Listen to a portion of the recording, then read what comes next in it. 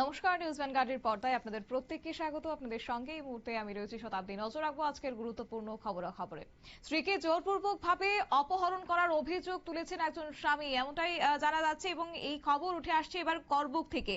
করবুক মহকুমার অন্তর্গত করবুক ব্লকের অধীনে পোয়াংবাড়ি এডিসি ভিলেজ এলাকার বাসিন্দা শান্তি কুমার চাকমা তিনি অভিযোগ করেছেন যে তার স্ত্রীকে গত 27 জানুয়ারি সোমবার তাবিদাপাড়া থেকে গন্ডাছড়া রাইমা ব্রিজ বিজয়পাড়া বাসিন্দা বাবার বাড়িতে যাবার কথা বলে স্ত্রীকে সেখান থেকে নাকি জোরপূর্বক ভাবে তুলে নিয়ে গেছে একজন যুবক, এমনটাই অভিযোগ উঠে আসছে গত 27 তারিখ এই ঘটনা। এবং তারপরে এই মুহূর্তে যে খবর, শান্তির কুমার চাকমা চেলাগাং থানাতে তিনি অভিযোগ করেছেন।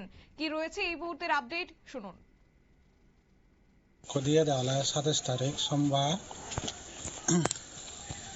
तुम बाबा को जांगुरी दिए दे गुन्ना सारा तूने वो कोई यो ना जगवा मामुकना हमें दा सुष्मिता सकमा बाबा नामे दा गणेश सकमा माना मुई दा गुन्ना मुई सकमा विजय पारा रायमा ब्रिज मरत तो दिए दे मरत तो मरा कल गुच्ची तमुको दिए गुरी थाना हले समाजिक सकमा मास मरत तो खना किसु पारा सभा मरत तो ना जाए दुमुर मेला दिच्छी मुझे कने खबर नवा ता मरत तो मरा निजे खबर या हुई इच्छे गुरी दुमुर मेला मना नहीं दा शांति कुमार सकमा बाबा नामी दा कालादन सकमा।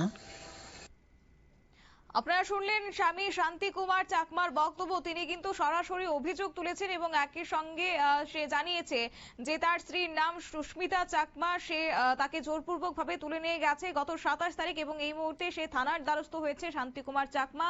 এবং তিনি জানিয়েছেন যে তার স্ত্রীকে যেন অতি দ্রুত ফিরিয়ে দেওয়া হয় এবং বর্তমানে তারা দুজন দুঃখিত এই যে অভিযুক্ত রয়েছে তাকে রীতিমতো গ্রেপ্তার করতে এই মুহূর্তে পুলিশের দ্বারস্থ হয়েছেন অসহায় স্বামী। নিয়ে নিচ্ছি ছোট্ট একটি বিজ্ঞাপন বিরতির সঙ্গে থাকুন।